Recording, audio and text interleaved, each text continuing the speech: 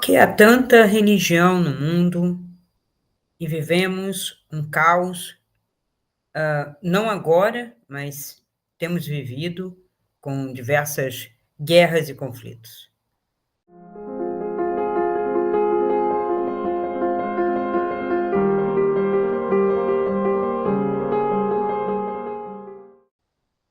Olá, pessoal. Então vamos a mais um vídeo sobre religião e espiritualidade. E vamos entender que a religião, né, como foi constituída de uns tempos para cá, e aí quando a gente fala tempos, é tempos de civilização, né? Então você constitui uma civilização como Babilônia, Egito, Grécia, civilização, né? Que você tem um estado, né? Um imperador, um rei, né? Governantes, sempre uma elite, uma casta que mistura um poder judiciário, né, sobre a justiça, um poder executivo de comando, junto, né, vamos ver, a generalato de guerras, e tem sempre um staff em volta, que é o que lida com o comércio, né, produção e comércio. Então, seriam donos de terra, produtores, donos, né, proprietários, e os que fazem o negócio, produzem e fazem o negócio e vendem, porque nem sempre é o mesmo, né? Então, tem aqueles também que antigamente chamavam-se os atravessadores, né? Tem os atravessadores grandes, grandes depósitos, grandes distribuidores, e tem os pequenos, que são chamados mascates, que a gente compara com umas lojas pequenas. Você tem hoje a mesma estrutura. Você tem as grandes lojas, as grandes lojas de departamentos, com suas filiais. Esse seria um grande comerciante que compra em atacado dos produtores, quer dizer, que ganham e que vendem. Então, essa estrutura, né, que movimenta a sociedade como um todo, desde áureos tempos até hoje, e nós temos a estrutura que mantém ordem e controle sobre o comportamento humano e que hoje não está muito, né, controlado, talvez até pela ruína desses poderes, do poder divino, do poder religioso, né, que foi substituído pelo poder estatal. Estamos falando de religião, Cristina, ou de política?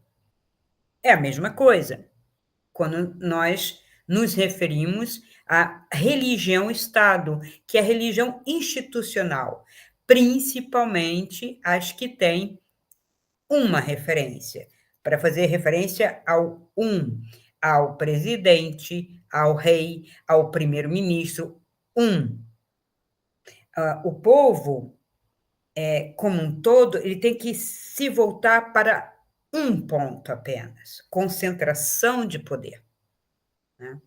E nas outras sociedades que não tinha um? Não tinha.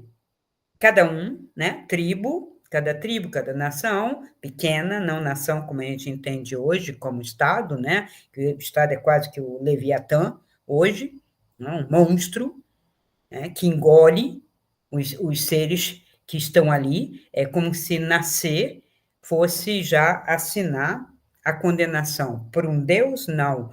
Por uma questão divina? Não. Por uma questão de como o ser humano constituiu esse estado de coisas aqui na Terra, né? Então, até que isso evolua ou acabe e dê origem a outra coisa, séculos ainda vão rolar, porque vemos a mesma estrutura. Pelo menos a estrutura romana é muito próxima da que vivemos. talvez seja pouco tempo em termos estrutural para que haja uma mudança, pode ser. Mas nós temos hoje um tipo de barbárie, um tipo de desobediência civil, de rebeldia quase sem causa, muito complicado. Então, quando a gente começou a fazer essa desconstrução da religião, não é no sentido de destruir o sistema, porque ninguém destrói o sistema, mas para você começar a refletir e pensar no que aquilo ecoa com você, ajuda você ou tolhe você a ter uma experiência real e concreta, né, em liberdade, com a sua transcendência, com a sua consciência, com o seu sentir verdadeiro. Tanto faz estar aqui, estar nos Estados Unidos, no Canadá, ou estar na Europa, que a gente percebe que é praticamente o mesmo projeto que perpassa por todas as sociedades numa cola, numa maquiagem absurda. Os programas, as televisões, você liga uma televisão num país, você vê, meu Deus, parece que eu estou vendo tudo igual, só que com sotaque. Em Portugal, é a mesma coisa que ligar a televisão do Brasil, né? Nos Estados Unidos, idem. Os mesmos pastistes, as mesmas discussões, as mesmas coisas, né? E a minha questão é que, através desse sistema, seja ele mais caótico, decadente ou não, ele segura, ele mantém, ele prende, porque são séculos, quase milênios, né? Se a gente for contar 2025 anos, ou 2032 anos, se a gente for consertar aí o calendário, a gente tem a mesma estrutura. Ora, o cristianismo, ele foi absorvido ou aceita, ou a experiência, né, que trouxe um representante, vamos dizer assim, de uma espiritualidade, uma transcendência, essa experiência, ela se deu ali, naquele momento. Naquele momento. Quem viveu, viveu. Quem não viveu, vivesse, porque realmente não temos. O que se passou depois foi a diversificação de como cada um entendeu essa experiência, dando origem a algumas seitas pequenas. E a que venceu foi a seita de Pedro, né? E, concomitantemente, Paulo, sendo mais novo do que Pedro, né? Achou mais organizada, né? Claro, ela reproduz o sistema, e deu umas outras pinceladas um pouco diferente, e ao longo do tempo, esta instituição, né, engessada em algumas questões, também não ficou igual. Porque a igreja iniciante, né, ela estava inaugurando o que hoje chamamos de Idade Média, porque todas essas denominações e estudos são a posteriori. Quando eu olho para o passado, e aí nomeio aquela era, aquela fase, com um nome. Então, aquele período que sucedeu a toda aquela efusão clássica de conhecimento que foi banido, que foi retirado, que foi considerado desnecessário, porque a única verdade para o mundo, para a existência no mundo, era somente a verdade divina, né? Aí sim eu controlo, porque cabeças pensando são perigosas, e eu quero uma unidade no mundo. Até hoje nós buscamos esta unidade, mas buscamos uma unidade não como consciência, não como uma transcendência real, né? Nós buscamos essa unidade palpável, possível e refletida aqui nos líderes. Como eu falei, um rei, um imperador, né? Um presidente, um primeiro-ministro e assim por diante. E o Deus que fica sentado num trono, ficava até o sétimo céu, hoje Alguns colocam no universo, sendo isso muito vasto, sem lugar, né? Dizer que está no universo é dizer que não está em lugar nenhum, né? Mas eles colocam um referencial do tipo universo finito, né? Porque a mente humana é finita, pensa no finito. Então, este Deus está em algum lugar olhando para nós, cobrando-nos, mais cobrando-nos, controlando-nos, do que propriamente amparando-nos, dependendo da versão, porque mesmo esse consolo não seria um consolo aqui, não seria uma atuação aqui, e sim depois daqui. Né? A igreja continua tendo movimentos, continua tendo as suas cisões, e porque ela não deixa que a coisa seja livre, ela acolhe, né? Por que ela acolhe? Ela acolhe para poder formatar, como aconteceu com a Revolução de São Francisco, né? Foi considerado santo, ele não era santo, era Francisco, né? De Assis, filho de comerciante rico, que ao ler o Evangelho, com o sonho de ser um grande guerreiro e fazer uma diferença no mundo, e não queria ser comerciante como o pai, provavelmente, né? Ele queria alguma significação pouco mais subjetiva. Ele acabou, então, ao ler o Evangelho, por achar que aquilo o levaria a uma prática transcendente mais forte. Então, rompe com o pai, rompe com a igreja, arranca a roupa, fica literalmente nu e vai fundar. Não, ele não foi fundar, ele acabou. Ele precisava de uma igreja, ele acreditava naquilo, só que da maneira dele, e o Papa, muito esperto, acolhe. Então, vocês serão os franciscanos, viverão assim. Mas olha, tem que organizar, tem que organizar. E ele não queria, mas ele morreu cedo.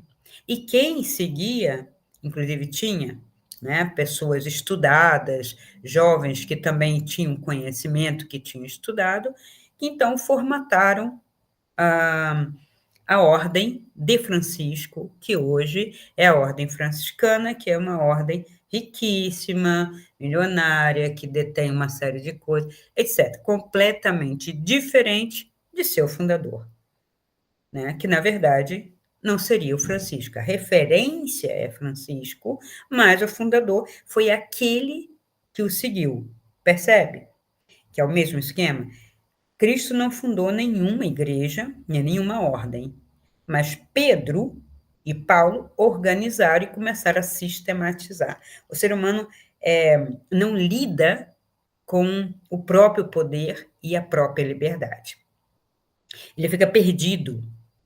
Se eu tenho liberdade, eu acabo fazendo besteira. Por quê? Eu posso experimentar, não vou dizer que vai ser sempre perfeito, mas por que eu tenho que ficar enveredando na densidade, na loucura, que destrói a minha mente, o meu corpo, destrói o meu sentimento, é destrutivo, porque minha liberdade, exercida por mim, tem que ser destrutiva. Não tem que ser. Não tem que ser. Mas para isso eu preciso de desenvolver algo que ninguém fala, que o próprio Cristo ensinou, que outros já ensinaram, que é silêncio, diminuir ruído, entrar em contato com o seu próprio ser interior para descobrir quem é você, que não importa dizer, oh, o que somos nós, quem somos nós, como se fôssemos um coletivo, tipo, somos todos vaca, somos todos cavalo, somos todos carvalho.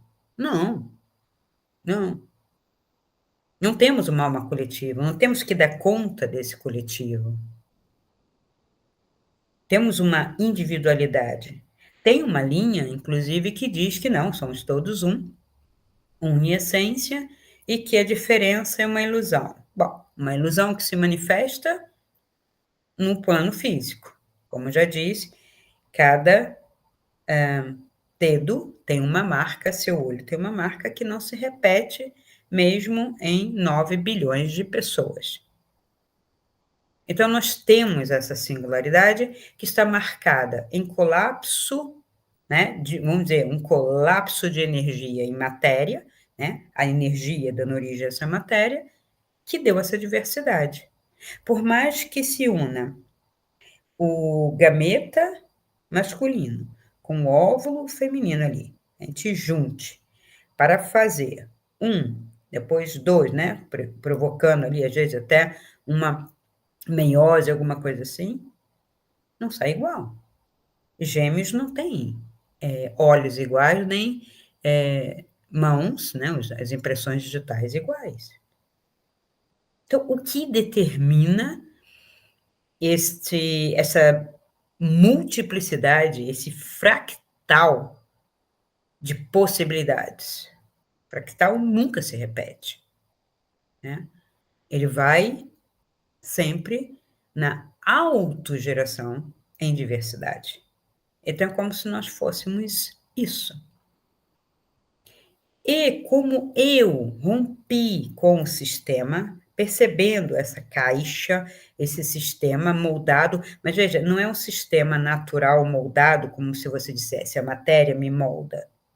Não. É um sistema de homens que se arvoram poder e controlam. Controla o quê? Especialmente o corpo, principalmente o corpo feminino, sobretudo o corpo feminino, e controlam os homens em seus impulsos de violência, de destruição, que é muito mais forte, hoje até já está mais misturado, mas é muito mais forte, né? Inclusive destruir a própria família, destruir a mulher, destruir o filho, a filha, né? O ser humano homem, quanto masculino, e nós temos, então, um sistema para controlar, para conter isso. Mas nisso que eu vou conter, eu não vou conter somente isso, eu vou conter uma série de outras coisas. Eu vou conter o seu pensar, o seu sentir, eu vou moldar isto, eu vou formatar isso para poder caber dentro da caixa, né? É uma caixa. Então, nós temos um monoteísmo, onde o mesmo Deus, o Deus de Abraão, que eles falam, é o mesmo, foi eleito, dentre um panteão de possibilidades, vamos dizer assim, como se diversos deuses estivessem ali para você escolher, né? Mas elegeram uma forma, um nome, e hoje as três versões desse monoteísmo brigam entre si ainda, não por causa do Deus, mas porque o ser humano, em nome de um Deus único, quer acabar com outro que não é igual. E o igual tem que ser em tudo.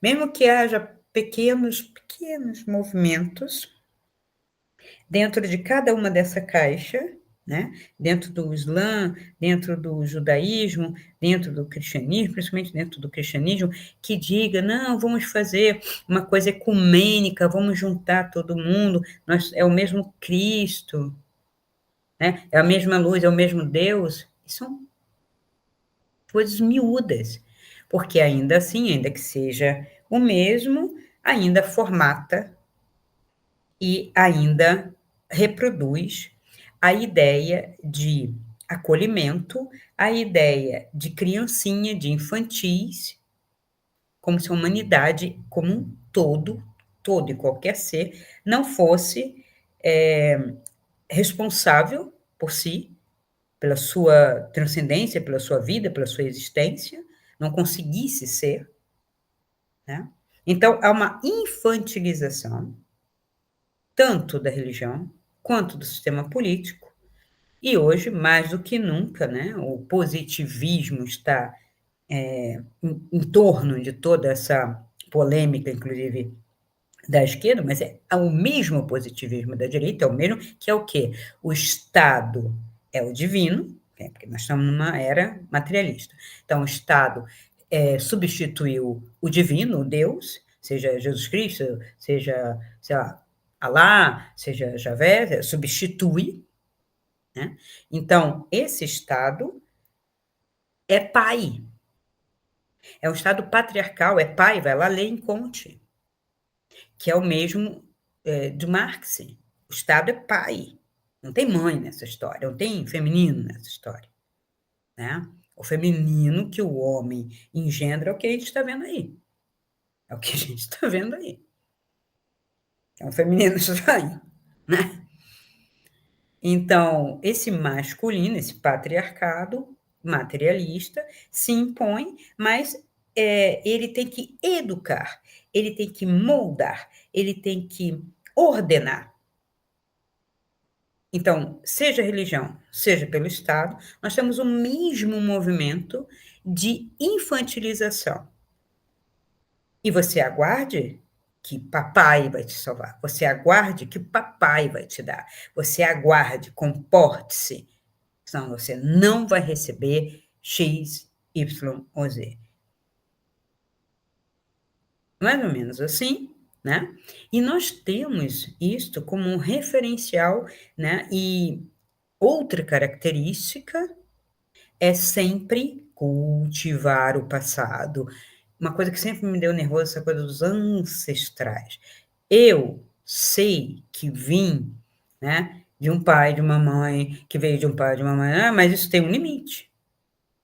Isso tem um limite.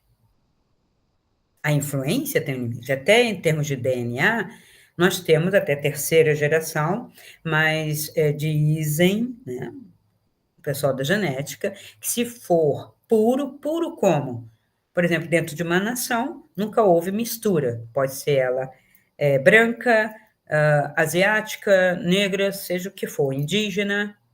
Então, se não houve mistura, se não houve interferência de uma outra pessoa de uma outra raça, não há mistura, então até a quinta geração. Então, um problema poderia se perceber até a quinta geração. Mas, como nós somos já muita mistura, porque se a gente for olhar para trás, eu não sei onde está essa pureza, né? Com exceção dos sentinelas, com exceção talvez dos Yanomamis, com exceção talvez dos aborígenes, que são os conhecidos aí, né? Que ficam fechados e não entram em contato com, não é homem branco, é homem nenhum de fora. E toda a nossa civilização hoje não há pureza, só há mistura. Então, se a pessoa nasce com uma cor, uma pigmentação, né? Ela se identifica com pessoas pigmentadas daquela cor, e aí vai se identificar com uma história por causa do pigmento da sua pele. Mas ela é isso. Então, quando eu materializo todo o sistema, fica fácil a pessoa achar que ela é. Que ela é. Mas se eu abrir esse campo, se eu for enxergar um pouco além o que é uma transcendência, e chegar a provar a reencarnação, aí isso aí cai por terra. Por isto, a reencarnação fica como ideia. Isso desde os fariseus, desde lá de trás, desde um grego clássico. Essa ideia sempre perpassou pela humanidade, passando, né, de uma maneira, né, vamos dizer, subversiva, mas chegou até nós, que vivemos diversas vidas em corpos diferentes, em lugares diferentes. Mas é claro que pessoas aqui de sistemas mais fechados não vão aceitar isso nunca, como eu já disse, a nobreza, o mundo judeu, o mundo muçulmano.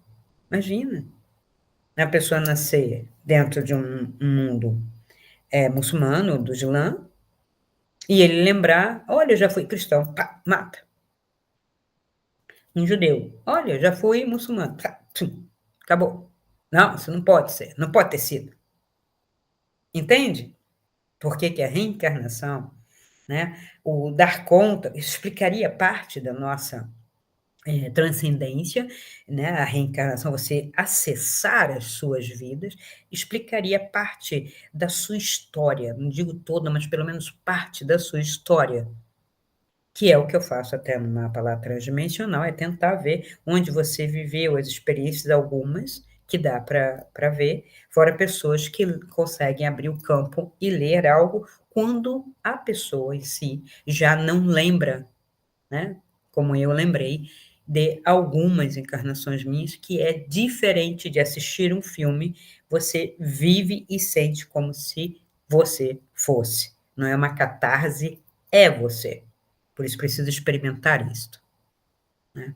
Então, dentro desse contexto, hoje, nós temos algo que é pior, que não lida nada com a reencarnação, que não lida nada com nenhuma transcendência, nós temos essa infantilização do Estado que vai te dar tudo, e hoje mais ainda, que é o Estado assistencialista, que é no Brasil, na América Latina, na Europa, que é o tal do socialismo, que não entendeu nem as ideias que deram origem a esse tal de socialismo, mesmo porque o socialismo científico de Lenin não dizia isso. Você pode ler, procura na página, no livro, sacode, cadê? Porque ele é assistencialista, populista, massificante, assim, aterrorizantemente. Chata. Vive de emoção. A moeda do sistema hoje, e quando eu falo hoje é desde que começou essa mídia, né, televisiva, que é de 60 para cá, aqui no Brasil, já começou um pouco antes, mas vamos dizer que de 70 a coisa ficou bem mais claro, e eu via a olhos vistos quanto que a televisão gostava de manter e filmar a dor, o choro, o sofrimento, porque o riso, embora seja natural nosso e seja contagiante, ele expande, ele traz bem-estar e saúde, e eu não controlo. Isso é medieval, gente. O riso foi proibido na Idade Média. Hoje não se proíbe, né, e a nossa nação, inclusive brasileira, ri de tudo, faz brincadeira com tudo, e as pessoas falam: não, você não pode fazer isso. Mas se eu não posso contra o sistema, né, eu vou rir, eu vou, sabe, relaxar. Não tenho nada contra. Acho até que é benéfico, porque nós temos como natural do bem-estar nosso o amor, o riso, a partilha, a empatia, e o sistema cultiva o oposto em você. Muito, mas muito medo, muito terror, que é uma das emoções mais densas que nós temos na vamos dizer, no espectro de emoções, né, que eu já consegui rastrear, inclusive associar cores por causa das formas de pensamento, que eu posso até falar num vídeo de projeção astral, que é onde eu lido mais com essa coisa extrafísica, né, das coisas que eu vi, as formas que eu vi, o que eu contatei, o que eu acessei, né, realmente sem história, sem livro. Eu primeiro acessava, depois às vezes eu procurava no livro, às vezes tinha, às vezes não. E eu tenho as minhas anotações, né? Não publico, porque você não publica? Porque tem que sistematizar, tem que dar uma forma. E ainda não encontrei muito bem essa forma, mas vou colocar, né? Algumas coisas vão sair na minha biografia, outras coisas não sei como que eu vou fazer para sair, né? Porque não basta sair jogando assim para poder ter um entendimento. Então, essa emoção, o medo, o terror, hoje é moeda direta. Você sai na rua, medo. E eles permitem, porque, veja, se é um pai, o Estado, que ampara, que formata, que lida, né, com essa caixa para manter todos ali, mais ou menos iguais no assistencialismo, porque permite, né, o terror entre um e outro, como fosse a briga dos irmãos, né? Eu tenho que intervir. E por que não está intervindo? E por que eu tenho que alienar de uma maneira negativa, porque falam contra a religião. Não, a religião não. Falam contra a espiritualidade. O sistema fala do êxtase, da meditação, do encontro com si mesmo, com a meditação do silêncio em que você expande a sua consciência.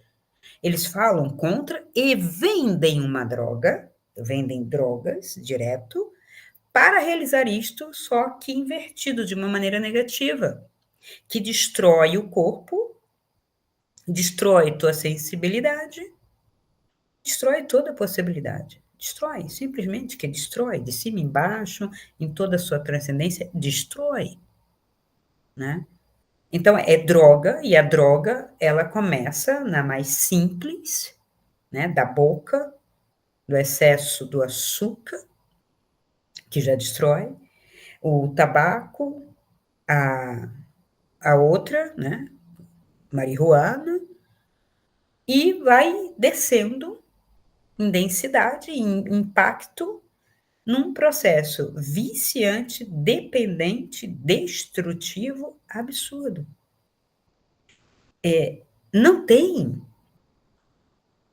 contato construtivo. Não tem saúde, não tem alegria, não tem bem-estar, não tem um verdadeiro êxtase, porque o orgasmo não é êxtase. Êxtase é outra coisa. As pessoas acham que é a mesma coisa, completamente diferente. Completamente. Até em durabilidade.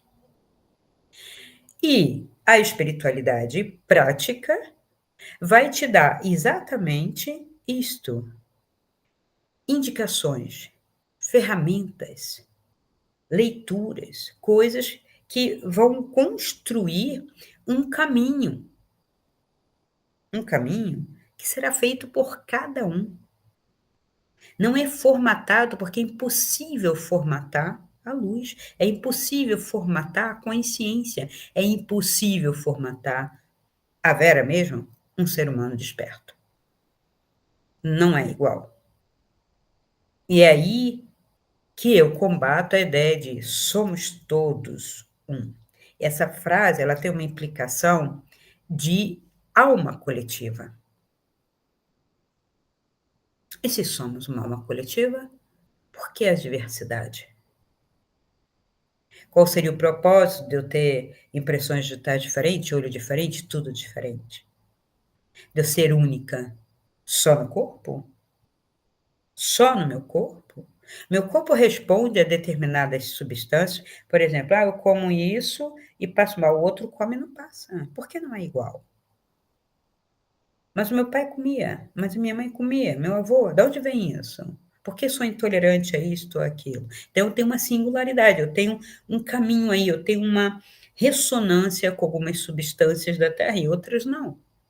Eu tenho uma intolerância para algumas coisas. E isto faz parte da definição da minha singularidade, que deve ser respeitada. Não adianta vir com remédios, eu não quero remédios para deixar de ser quem sou. Nem fisicamente, muito menos mentalmente. Pelo contrário, o sistema hoje tem criado dependências em pequenos comportamentos, um pouco mais agitado, TDAH, não foca muito em alguma coisa, não, porque não é em tudo, mas em alguma coisa. TDAH com não sei o quê, né? Muito inteligente, mas que não quer ter relacionamentos, ou já teve algum problema, autista, e por aí vai. Então, o sistema entra formatando, criando dependência e mexendo naquele ser, sem entendê-lo primeiro, mas o sistema permite toda a loucura que está aí, toda a disforia, toda a perversão. E não podemos falar que é um transtorno, que é uma síndrome. É natural. Percebe que tem uma manipulação maligna aí, né? Que eu falo maligna no sentido não do diabo, mas eu falo maligna destrutiva, que cria dependências destrutivas. Então, no caminho de espiritualidade, é para você entrar em contato com a sua energia. Primeira coisa, a sua energia. e vamos parar, né, de achar que porque eu vou caminhar, né, fora da caixa, o sistema já jogou para você ideias e formatações diferentes que dizem que uma delas é tecnológica, que seria dos ufologistas, que virou uma religião, esse contato extraterrestre, que também formata, que também inclui no coletivo, que também faz com que você espere uma salvação e que é dado de presente a salvação, se você acreditar e se comportar, e falam inclusive de upgrades, daquilo que nem sabe o que é, para a quinta dimensão. Nós estamos vivendo na terceira dimensão, a quarta nem foi entendida, nem absorvida, nem constatada, e já estamos indo para a quinta. E de graça, desde que você faça o contato. Ora, é buscar a salvação, né? Conforme sempre foi. Se você aceitar Jesus Cristo, você vai ganhar o paraíso. Se você aceitar, não sei, Alá, você cultivar Javé, ele dará, ele verá se você tem merecimento ou não. E não procede, porque é um discurso local que não é para o planeta inteiro. Porque veja, imagina, se é para o planeta inteiro, são para todos os seres humanos que estão na Terra. Concorda? Né? Desde os Amishes, sentinelas, indígenas Yanomami, né? Aborígenes, eu estou dando só alguns exemplos, algumas tribos que tem no centro da África, são todos seres humanos. Aí vai vir, né, está vindo esta nave, né, esses seres, e vão elevar a consciência humana de todos para a quinta dimensão. Imagina como fica a cabeça de um Amish, de um índio, um indígena, né, de um sentinela, quinta dimensão.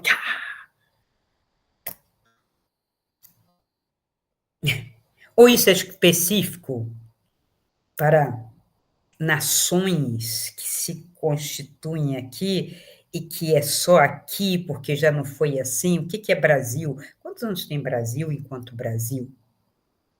Uns falam 500 anos, eu digo que menos, tá? Porque 500 anos é, oi, botou a bandeirinha, né? Igual a Lua. Oi, tacou a bandeirinha. Tem civilização lá? Não. Tem gente lá, estamos colonizando? Não. Quando se contar a história, se um dia tiver alguma coisa na Lua, né, um ser humano lá, uma civilização, né, não se pode contar desde 1969, porque ficou 69, aí não consegue mais, não vai, não tem interesse, não sei o quê, estou jogando robozinho em Vênus, robozinho em Marte e tal, por que não? Porque é inviável.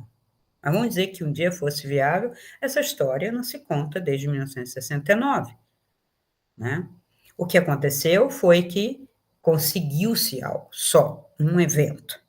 Então, chegou aqui, Caravelas, que já sabia, esse negócio de descobrimento, isso é mais velho, né? Não é uma coisa da agora, do século XXI, que desde o século XX que se fala disso, né? Que foi o achamento, inclusive, é só olhar nos livros de história, né? Que eu estudei, que estava lá o achamento do Brasil, tá? Eu sou da escola de 1970, então era o achamento do Brasil. Chegou aqui, então, o que, que a gente vai fazer? Não sei. Tá, o rei de Dom Sebastião, que estava lá, morre, que nem um louco, numa batalha de Alcácer Quibir.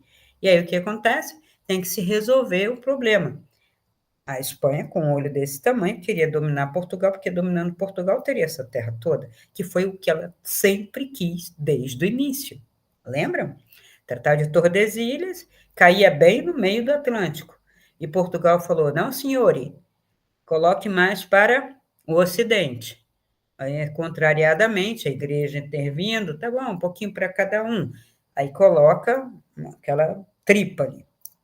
A Espanha tinha bastante. Claro que o português depois, né, cavucou tudo. Mas, se a gente considerar que o Brasil ia até Santa Catarina, até a Laguna, vocês sabem que esse estado, né, do Rio Grande do Sul, no qual eu hoje vivo, ele foi incorporado em 1800 e qualquer coisa.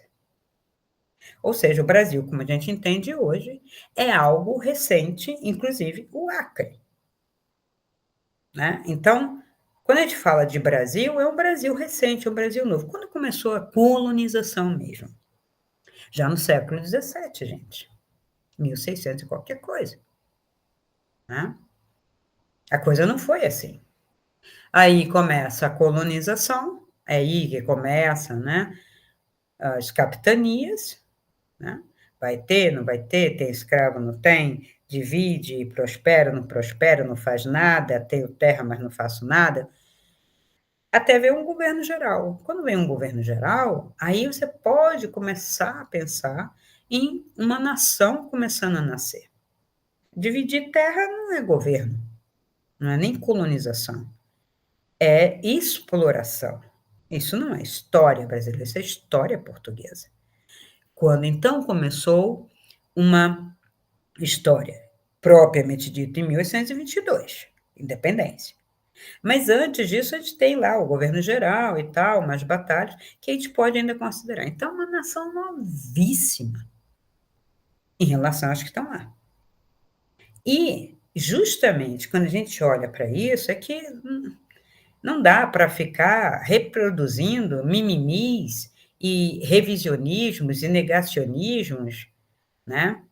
Tanto da direita quanto da esquerda, né? Que está aí, né? Que a gente chama esquerda e direita, que é ridículo, para mim é um tipo de pensamento que é mais socialista, massificante, comunista, mas a direita também não fica atrás. É a mesma massificação, é o mesmo achatamento, só que com conservadorismo, olhar para o passado. Um olha para o passado, acha tudo de bom e quer cultivar e voltar a viver, o outro olha para o passado para fazer crítica. Enfim, esquerda e direita olham para um passado, né, de uma maneira doentia, deveriam se curar, fazer uma terapia, um tratamento, né, mas não fazem, e está posto o sistema. E a espiritualidade é este caminho. Ele é independente, ele é marginal, se você quiser dizer assim, paralelo. Ele não compactua com isso, ele observa, observa. Não adianta você, né? Você vai criticar um, vai criticar outro, você já sabe que está errado. Você tem que olhar para si, fazer um caminho. O seu caminho é vertical, não é um caminho aqui. Ah, Cristina, mas meu pai, minha mãe, minha família, não sei o quê. Veja, se você está fazendo um caminho de transcendência e espiritualidade, a primeira coisa que você percebe é que você já teve um monte de pai, um monte de mãe, um monte de filho ou não. Então não adianta se apegar, é observar, cuidar, né? Porque isso vai mudar. Você vai passar por essa transformação. E é natural desapegar, soltar para você continuar a sua história. Então, assim, muitas pessoas vivem, né, ou pelo menos tentam, né, viver dentro dessa espiritualidade prática, considerando, né, a sua transcendência, entrando em contato com o seu campo, com a sua história transdimensional, vendo suas encarnações, e de repente, quando uma pessoa que falece e que é ligado ao núcleozinho, se descabela. Sentir saudade é uma coisa. Se descabelar e ficar, sabe, num pessimismo, numa depressão, é outra absurda que não tem sentido. É absorver o corpo de dor coletivo, porque existe esse corpo de dor, né? Um corpo de dor que está sendo cultivado pelo sistema, como eu falei, o medo, a tristeza, a angústia, a depressão é cultivado pelo sistema. Os dramas das novelas, dos textos, de toda a mídia vai lá para filmar um drama, para ver pessoas chorarem. Eu já comentei aqui, nesse canal, alguma coisa em algum vídeo, quando eu estava numa locadora, né? Que era um amigo meu, eu tinha livraria, ele tinha locadora, a gente trocava, às vezes, algumas figurinhas, né? Que ele vender livro e eu vender filme, né? Mas eu achei interessante que eu vi pessoas chegarem na locadora e falei assim: eu hoje quero chorar, me dá filme para chorar. Assim, chorar a dor alheia, por coletivo, né? Identificação. Ele queria fazer uma catarse para chorar. O que estava acontecendo com essa pessoa, né? Se essa pessoa se observasse Ela diz: por que eu estou querendo chorar? O que está acontecendo? Não é a dor do outro, é a minha. Que dor é essa? Eu tenho que observar. Isto é um caminho de espiritualidade prática, que começa por uma consciência, por absorver a ética, princípios. Vai fazer bem para mim? Vai fazer bem para o outro? Vai fazer bem social? Da onde vem isso? São perguntas bem aristotelicamente colocadas para você ter uma direção para saber o que lidar com essa emoção e não sair se entregando que nem fosse uma cachoeira e você lá botou o caiaque, né? Sentou no caiaque, foi e turbulência e vira canoa e você está ali tentando sobreviver, mas porque você quis essa experiência. Você está pedindo isso. E você pode navegar em águas tranquilas, se você quiser. Então, idiotices, achismo, porque tem coisas que são idiotas mesmo, são bobas, são... Imagina uma criança falando como é o universo, as bobeiras, e mistura com desenho, isso e aquilo. As idiotices vão continuar na rede, porque elas estavam postas na sociedade nos bares. A conversa de bar, aquele bem de conversa de esquina, dos dias muito calorentos ou muito chuvosos, ou de alguma carestia, aquelas conversas tolas, né? Elas vieram para a rede, gente. Todo mundo achando que vai dar solução política, solução espiritual, e hoje, né, eu não estudo, eu não me debruço, eu vejo uma coisa ou outra e já saio com o meu achismo. A matéria é invisível. A matéria não existe. É só pegar uma garrafa e dar na cabeça do cara que está falando isso e falar assim: isso não existiu, isso não aconteceu. Né? A garrafa não bateu na sua cabeça, você não pode sentir dor, porque ele diz que é invisível, e é invisível porque a matéria não pode se encostar, porque se encostar é uma fusão, é isso, é aquilo. Gente, são umas coisas muito doidas. Aí eu perguntei o que isso traz para ele, né? E o que traz para as pessoas de sabedoria para melhorar a minha vida? Essa é a pergunta. Eu tenho que alcançar um pensar por mim, um questionar por mim mesmo, para buscar razão, motivo, né? E tentar entender, se não tudo, que é inalcançável às vezes, pelo menos a minha própria existência, o meu propósito aqui, num silêncio, num contato comigo mesmo, com aquilo que eu sou, eu tenho que descobrir quem eu sou. Ah, mas eu não sou ninguém. Claro que é. Deixa acontecer. Silencia. E silenciar é diminuir rede, ruídos, porque você vai escutar, né, vamos dizer, o todo no silêncio, porque o todo não fala língua alguma. A língua do todo é o silêncio. É essa infinitude que reverbera em você. Você ouve, entende, com todos os outros sentidos, menos com os que a gente já poluiu, que é o ouvir e o ver. O ouvir e o ver estão muito poluídos, são os dois que você tem que limpar e soltar. Ok? Então, foi a minha mensagem para falar um pouco mais de espiritualidade, mas eu vou trazer algumas coisas um pouco mais sistematizadas dentro dessa tônica de a espiritualidade, que não depende de nada nem ninguém. Não depende. Você não é dependente. Você faz contatos, mas não de dependência. Eu vou explicar isso mais no próximo vídeo. Ok? Então, até lá. Então, se esse vídeo ressoou com você, dê o seu like, faça sua pergunta nos comentários, compartilhe com seus amigos e se inscreva no canal.